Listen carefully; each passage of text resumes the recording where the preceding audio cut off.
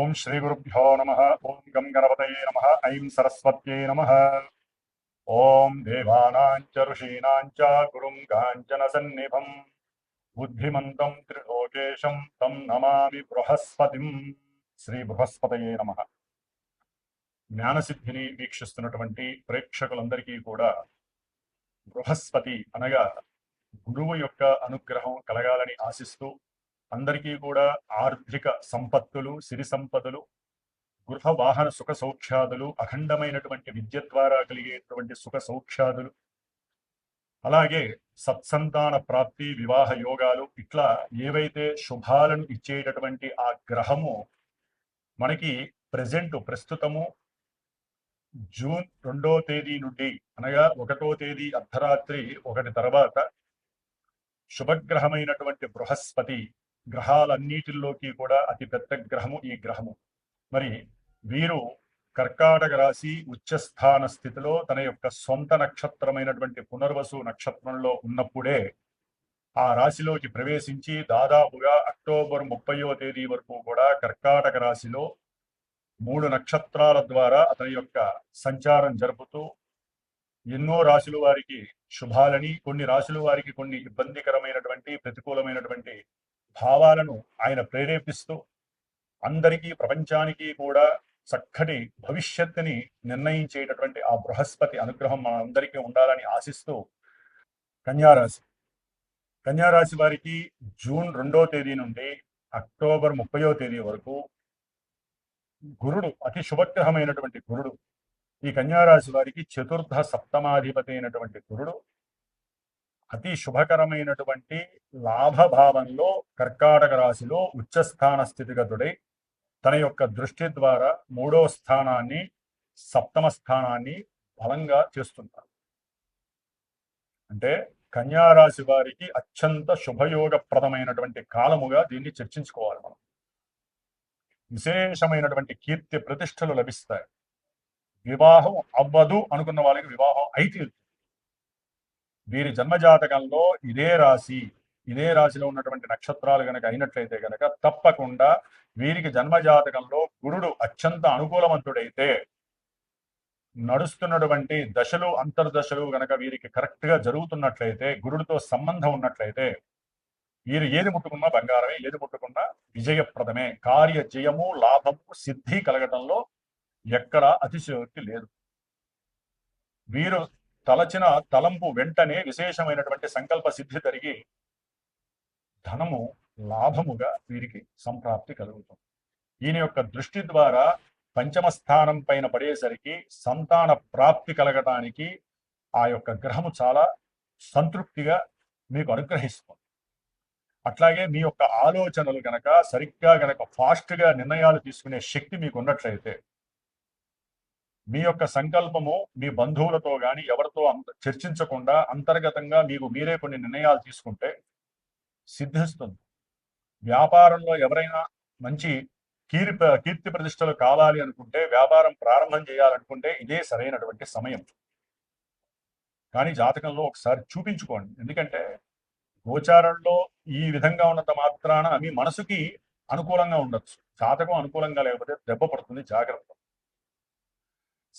సప్తమాధిపతి లాభంలో ఉండటం ద్వారా విశేషమైనటువంటి, అంటే భార్య, అమ్మాయి అయితే అబ్బాయి, అబ్బాయి అయితే అమ్మాయి, చక్కటి సౌందర్యవంతులు, గుణవంతులు, రూపవంతులు, ఆర్థికంగా పుష్టి కలిగినటువంటి వాళ్ళు వీరికి చక్కగా వివాహం చేసుకోవడానికి ముందుకు వస్తారు.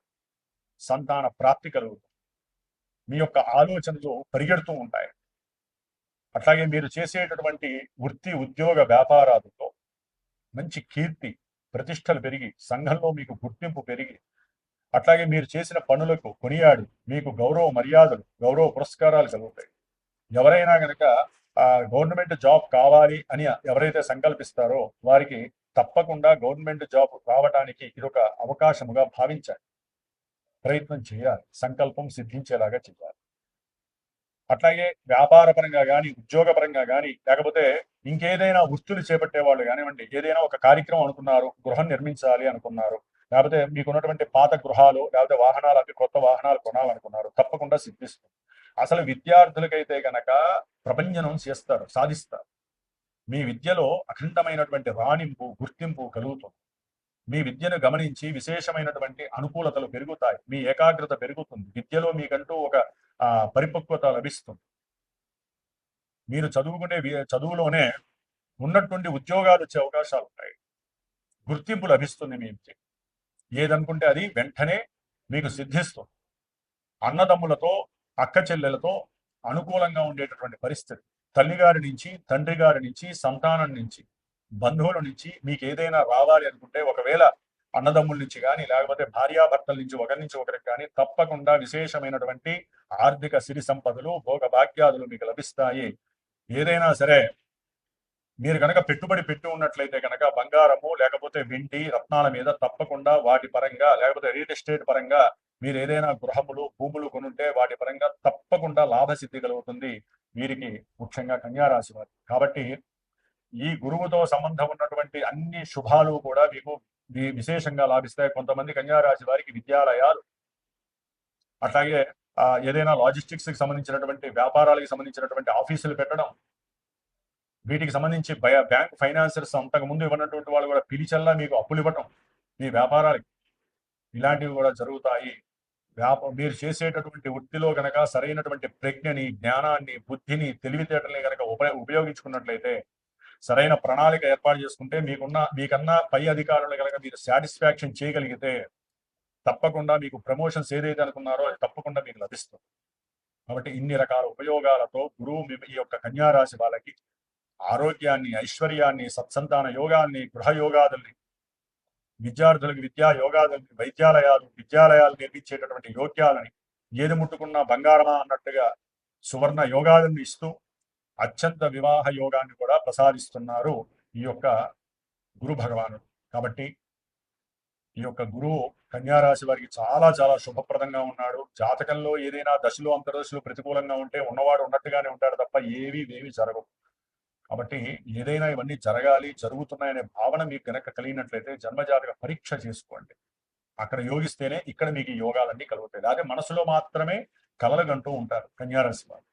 మరి ఈ బృహస్పతి విశేషమైనటువంటి విద్యలని ప్రసాదిస్తాడు, ఉన్నతమైనటువంటి జ్ఞాన సిద్ధిని కలుగజేస్తాడు.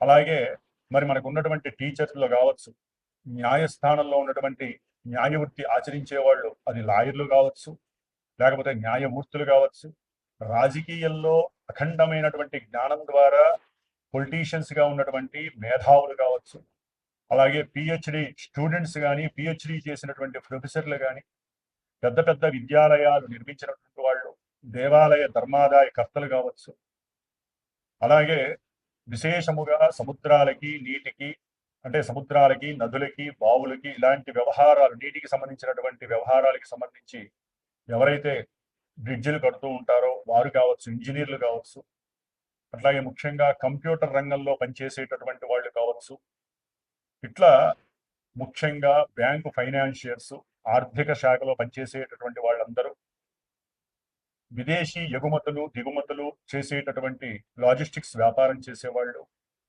మఠాధిపతులు, పీఠాధిపతులు, అలాగే అప్పులు కానీ లేకపోతే ధన ఆదాయం ద్వారా కానీ జీవితాన్ని ఒక సుగమంగా చేసేటటువంటి వాళ్ళల్లో అతి ముఖ్యమైనటువంటి వాడు బృహస్పతి. మరి బృహస్పతి జూన్ 2వ తేదీ నుండి ఆగస్టు 19వ తేదీ వరకు కూడా, అంటే జూన్ 2 నుంచి జూన్ 18 వరకు సొంత నక్షత్రమైన పునర్వసు నక్షత్రంలో తన యొక్క సంచారాన్ని జరుపుతూ కొన్ని విశేషమైనటువంటి ఫలితాలని, జూన్ 18 నుంచి ఆగస్టు 19 వరకు 2 నెలల కాలము శని నక్షత్రమైనటువంటి పుష్యమిలో ఉంటూ కర్కాటక రాశిలో సంచరిస్తూ తన యొక్క దృష్టుల ద్వారా ఇటు వృశ్చిక రాశిని అట్లాగే మీనరాశి అంటే ఆయన జలరాశిలో ఉంటూ 2 జలరాశుల్ని చూస్తూ శనిని వీక్షిస్తూ తన యొక్క నవమ దృష్టితో, అలాగే ఆగస్టు 19 నుంచి మనకి అక్టోబర్ 30 వరకు ఈ యొక్క 90 రోజుల కాలము కూడా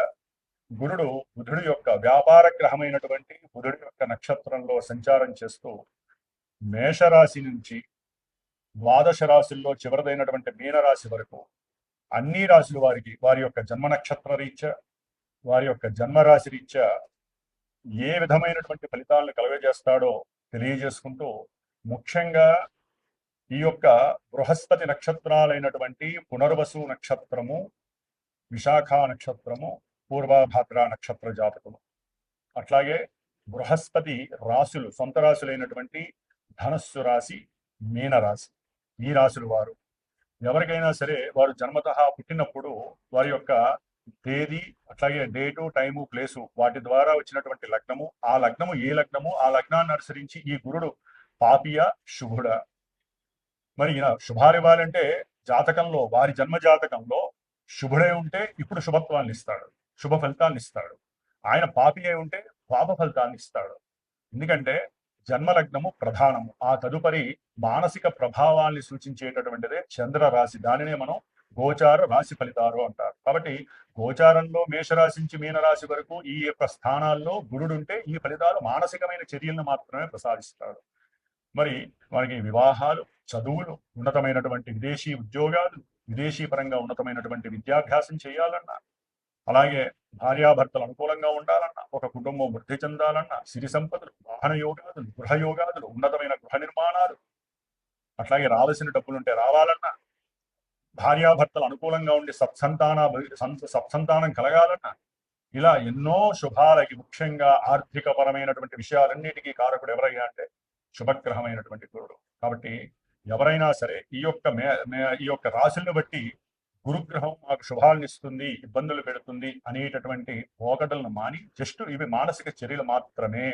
లగ్నం ఎంత ప్రధానమో చంద్రలగ్నం అంత ప్రభావం కాబట్టి ఇవి మారుతూ ఉంటాయి. కాబట్టి జన్మజాతకాన్ని బేస్ చేసుకొని ఏదైనా గురువుని సంప్రదించి మీరు చక్కగా, మీకు ఏదైనా ఇప్పుడు అనుకూలంగా ఉండి జరగట్లేదు అనుకోండి, ఈ యొక్క 4 నెలల్లో ఆ యొక్క గురువు ద్వారా మీ యొక్క జన్మజాతకాన్ని చూపించుకొని ఏ గ్రహం వల్ల ఇబ్బందిగా ఉంది, గురుడు మరి అసలు అనుకూలిస్తాడా లేదో కనుక్కుంటే మీరు ఫ్యూచర్ లో ఆ యొక్క అనుకూలమైనటువంటి ప్రభావాన్ని పొందటానికి సిద్ధంగా ఉండొచ్చు. మరి మీనరాశి పర్యంతం ఈ గురుగ్రహ మార్పు మళ్ళీ మనకి యమునా నది పుష్కరాలు కూడా జూన్ 2 నుంచి జూన్ 13 వరకు, బహుళ త్రయోదశి మాస శివరాత్రి వరకు కూడా యమునా నది పుష్కరాలు జరుగుతున్నాయి. కాబట్టి గురుగ్రహ బలం కావాలన్నా, సత్సంతాన ప్రాప్తి కావాలన్నా, వివాహ యోగాలు కావాలన్నా, సిరి సంపదలతో పాటుగా అఖండ ధనాభివృద్ధి కలగాలన్నా ప్రతి ఒక్కరూ కూడా సాధ్యమైనంత వరకు దగ్గరలో ఉన్నటువంటి యమునా నది, ఎక్కడైనా సరే మనకి అది నార్త్ లో ఉందా, సౌత్ లో ఉందా తర్వాత విషయం, యమునా నదిలో చక్కగా స్నానం ఆచరించి దేవతల యొక్క అనుగ్రహాన్ని పొంది, బృహస్పతి అనుగ్రహాన్ని మరీ పొంది,